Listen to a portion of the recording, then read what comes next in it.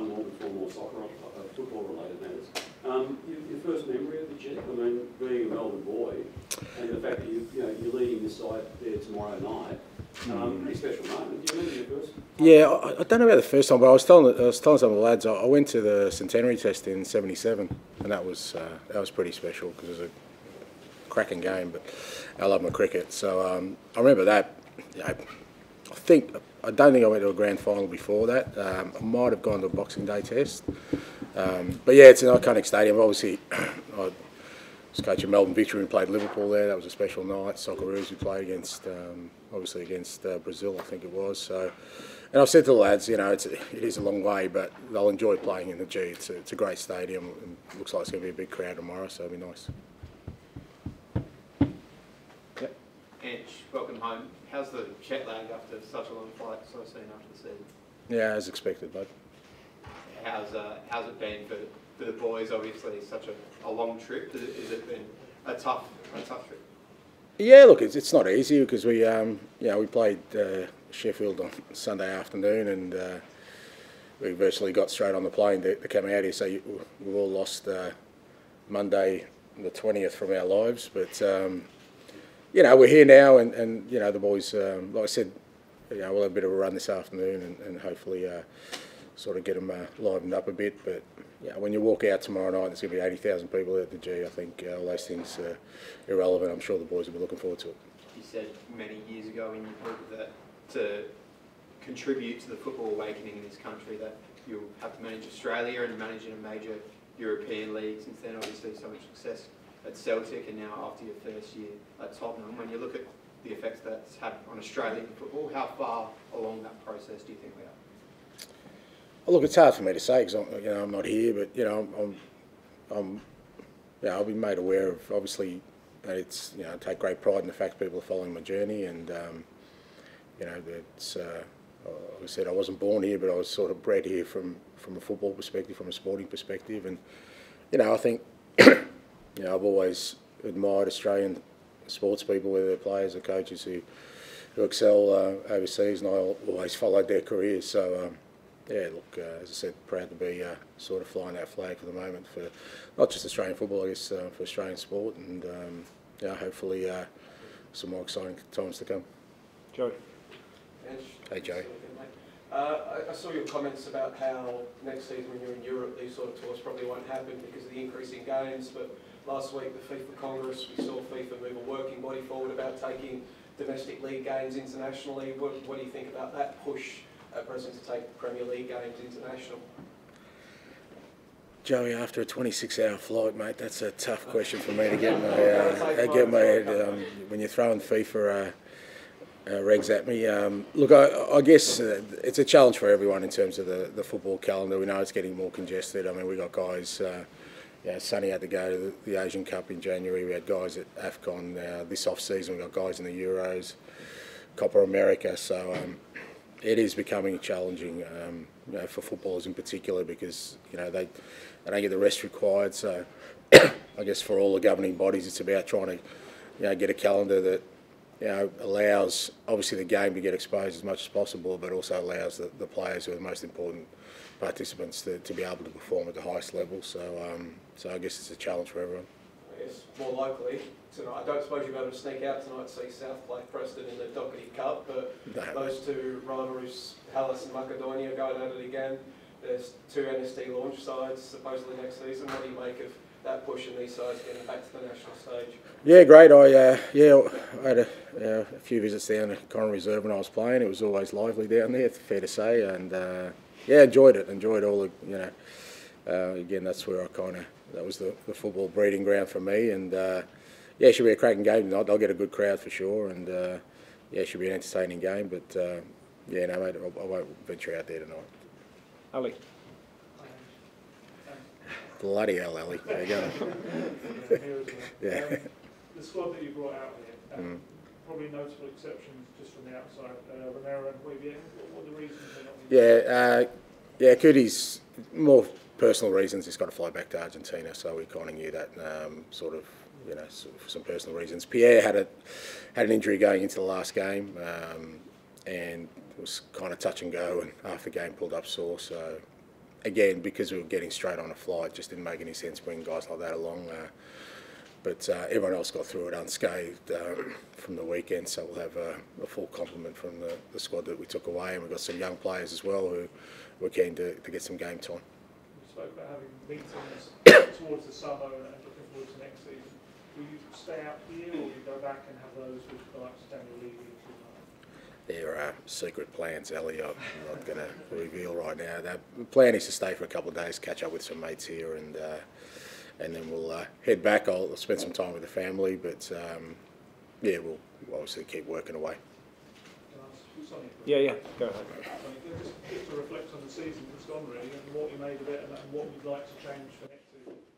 Well, I think I think we've been talking about this quite a lot. I think after first season, and obviously we could do so much better. Obviously we see that as well, but I think we look forward. Obviously it's gone, and we should learn. There's so much room to improvement. So I think next season will be so much better, and players to take also responsibility for being step up and being disciplined. And I think where we finish, I think it's because of us, not anyone else. So we need to take care about it, and for next season we can't make the same mistakes. For semi-final, that seems front and centre this season. But you know, some of your preferred role going forward in the future, where will you ending up?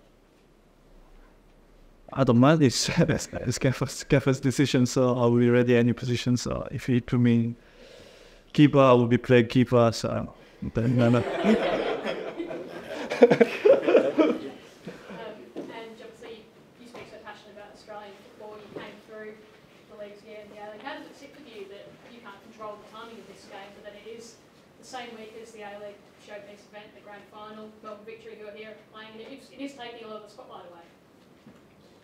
Yeah, no, I don't think so. I think it's a good thing. I think it gets people talking about the game. So I've never, I guess it's one of the kind of bewilderments I have about Australian football. We think we compete with each other, but I think the fact that there's a big game tonight, Newcastle obviously, All-Stars, I think it puts a focus on the game, and I think it just helped sort of highlight the grand final too, which should be a cracking game. I watched both finals last week, and it should be a cracking game. Feels like a positive then overall, that obviously so many people are here and get the game highlighted as a whole. Yeah, I think so. Yeah, I mean, we'll get a big crowd tomorrow night. And obviously they'll get a big crowd on Friday, and like I said, the girls are playing as well. So it should be a great week of football. Although the match is being played in Australia, but many Korean fans are expected to come to watch Sonmin. So do you have comments for Korean fans? Look, I mean, it's always grateful to having the fans in the stadium, and especially Korean fans were everywhere, and home and away, and everywhere. Just I think I'm really, really grateful, and I'm gonna make a good game, entertaining game, for make them happy and give a nice game. Yes, sir. Yeah, Ange, considering your successful track record in Australia, Asia, and experience in European, also you have a Greek heritage. You born in Philadelphia, I born in Philadelphia. Any possibility on the future?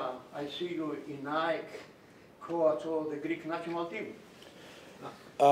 It's definitely in my future. You'll see me in Greece, but it's more likely to be on an island, on a sunbed somewhere. So I've got a big challenge here at Spurs, and looking forward to bringing some success here. But I was born in Greece. I very, very much feel Greek will definitely be there this summer, and like every summer. But as far as coaching goes, I'm happy where I am at the moment. Thank you. What are you looking to get out of tomorrow night's game? Same I always do, mate. It's a game of football. You want to try and play well and try and win, and hopefully entertain the crowd. We had 2 cracking games against Newcastle this year. We played really well at home, and we scored 4 against them, and then we got a thumping when we got up there. So hopefully there'll be goals tomorrow night, entertainment for the fans, and as I said, we'll try and win. how are you going to deal with the more? How are you going to deal with the more games that you've got next year? Obviously playing in Europe. Well, you know, I think that's the reward for finishing strong this year. So I think we're looking forward to that. It's another challenge for us, and yeah, we'll be ready for it. I think not having European football this year probably hurt us a little bit in terms of our development. But so yeah, this club deserves to be in Europe, and yeah, hopefully we can make an impact next year. Joey. Question for Sonny. After this tour, we've got the international window coming up in June. Korea's just appointed another interim coach for that window as the search for a full-time coach goes on. What are your thoughts on the current search for a full-time coach, and are you in contact with the federation? How close are they? Do you have any preferences for who comes in? I have no contact with the federation, so it's not my job to do, and my job is playing on the pitch. And look, I mean, if it takes time, takes time. I think we need to find the right coach to bring a success. And look, I mean, there's no perfect decision, but I think we got to make sure that we bring it right man to bring the success. If it takes time, it takes time. So as a player, I think we want to do fast on the pitch and just wait what happens. A lot of talk about international candidates for that role versus a Korean coach for that role. Do you think there's a Korean coach out there, or do you think they'll look international again? I have no idea, but I have no idea, to be honest. And look, there is always benefit, also unbenefit. You know, like if you take a Korean manager, there is he knows the Korean culture, but also the missing a little bit of experience. But I know the decision the Korean Federation will make it, and as a player, we gotta just focus on the pitch. Ange, you mentioned before that it's not lost on you that you're following the journey, and you know, we give you media conferences plenty of runs, and you have a pull no punches approach, and you know, a little Olympic spectator sort of earned your wrath there the other day. Is it every bit as challenging or more challenging at this level of detail than you thought? No, I wouldn't say it's challenging. I think it's just yeah, it's part of the role. Obviously, yeah, the English Premier League's probably the most high-profile sporting league in the world. Everyone watches it. Everyone sort of listens to it. So I guess I take that part of it, you know, fairly seriously, in that I'm the spokesman for the football club. So, but at the same time, I've just tried to be myself. You know, I haven't really changed. Media is the media, wherever it is, Tony. You might be surprised with that. And I think, you know, I try and always, like I said, just try and be myself. And if I'm happy, I'm happy. If I'm not, I'm not. If I like a question, I'll like it. If I don't, I don't. So that's pretty much it. And what did you make of the Charlie Grant and Carrickfergus Cross situation last week? Fill me in, bud. Carrickfergus Cross went to watch Charlie Grant play for Tottenham in the FA Cup final. Yeah. Wore a Tottenham scarf, even though she was an Arsenal player. She wasn't backlash online. Online? Yeah, well, not a world I inhabit or have any interest in, mate. But I think if she's showing support for a friend, then, you know, God forbid what she done. So I wasn't across the issue. Obviously, yeah, we're disappointed for Charlie that they weren't able to get up in the cup final. But the girls have done awfully well this year. Rob and the team have, all the players actually, they've really grown this year, and I think that's where the focus should be. Back there, please. Hi, Ange. Are you aware of how football supporters here in Australia are proud of what you have achieved overseas, and not only that, have most probably opened doors for other Australian coaches to emulate what you're doing?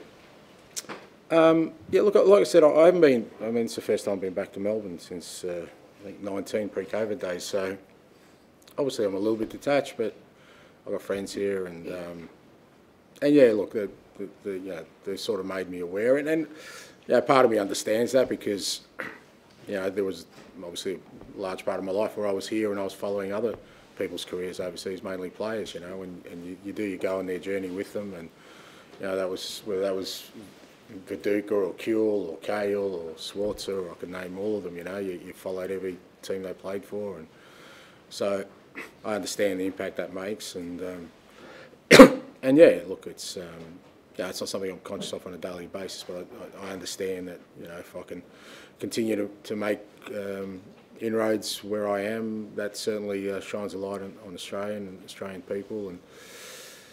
And yeah, look, I kind of made it a part of the sort of the mission I've been on to try and open doors for Australian coaches. I think it's still very difficult to kind of get a look in because of where we come from, and I've never felt that's right. I think where you come from shouldn't come into it. But you know, I'm really pleased to see this. You know, some guys already forging some really strong careers overseas. Muskie and Harry's at Yokohama now. Peter Klimowski's at FC Tokyo. Guys that I've worked with, and others. And I've got Millet with me now, which is brilliant too. He's a great guy, and he's learning his trade really well. So yeah, if I can sort of open those doors for other guys coming through, I think something again I'll take great pride in. Yep. Hi, Ange. So obviously after the Spurs City game, you spoke about certain fan interactions, and in Australia following the World Cups, we've seen a big growth of the game. What are sort of elements of British footballing culture that you hope to see transcend here, and that you don't hope to see come here?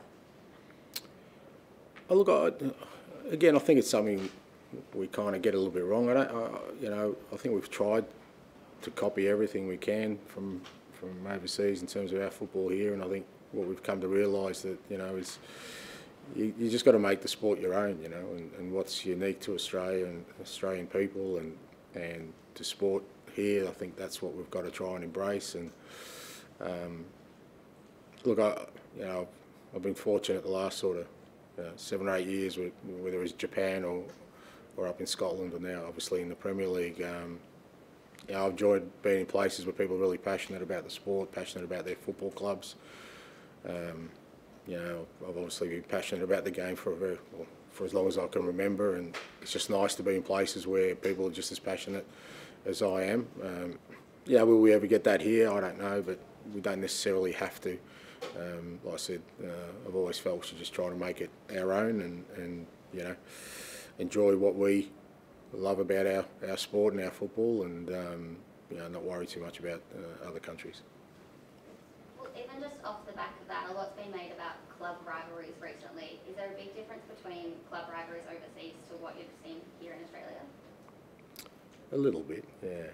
And it's only sort of reflective again of, I guess, the passion people have. Not that people aren't passionate about sport here, but it's just a different kind of, rivalry, and it's neither right or wrong either way. I think, people show their passion for their sporting clubs here.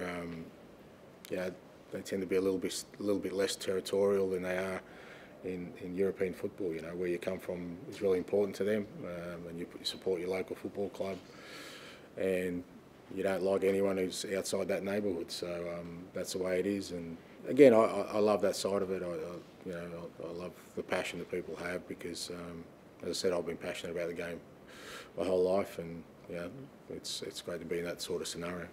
Can I also ask, Sonny, do you have a chance to explore Melbourne at all? Is there anything you want to do while you're here? But I'm sorry.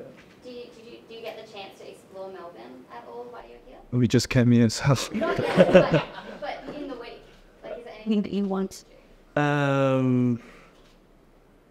Actually, my friend is playing here, so you wanna see me, and been playing Melbourne. I think this year he joined the club, and could be good seeing my friend again here. But look, I mean, this is the last game of the season. I want to go home as soon as possible if you finish the game. So, but any chance if I can see you around, it would be good. Sonny, who's your friend? Toy Garson. One of my best friends, actually. And just on the A-League, you said you watched last week the semi-finals. Any sort of team or coaches stood out to you this season? Look, I think, again, Central Coast have done an outstanding job. I think, obviously, Monty did a great job the last few years with them. It's a great story, but, this year they've gone another level, I think, with the football they play. And they've done it with young guys and kind of different style of recruiting, which I really think is great. And, Wellington have done an outstanding job as well. Great to see them in there. And And Popper's always in there, mate. He never stops competing. He's always, you know, when the trophies are there to be handed out, he's there or thereabouts. So yeah, I'm looking forward to the final. Should be a cracking game. Okay, we've got time for one more. Just to one finish from me, you mentioned numerous times this year you want to win the Premier League. What do you think you need to challenge the likes of Manchester City and Arsenal? I don't think we need to focus on other clubs. It's got to be about ourselves. If we just got to try and be the best club we can be, and you know, and strive and aim to beat whoever's in front of us, whether that's you know, the clubs you mentioned or other clubs. I think you know, I tried to sort of stress during last week. I don't think your measure should be opposition clubs. Your measure should be yourself. You know, if you can push yourself to be the best you can be, then yeah, you can see where that takes you. Because if you're just focused on one or two other clubs, there might be somebody else coming up that you don't even realise. So for us, it's just about trying to, you know, we've been okay this year. We've progressed this year for sure, but we've got a lot of improvement to do, and that's what we'll be working hard once we get back for pre-season to be ready for the upcoming season. Thanks, guys. Thank you very much.